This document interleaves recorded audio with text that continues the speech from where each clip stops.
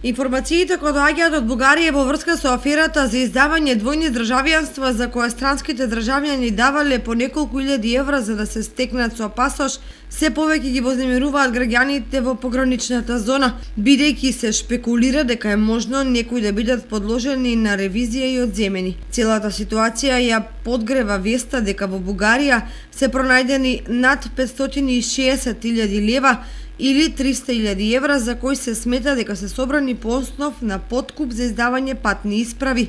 А уште повеќе најавата на тамошниот премиер дека ревизијата ќе ги опфати пасошите издадени во последните 5 години.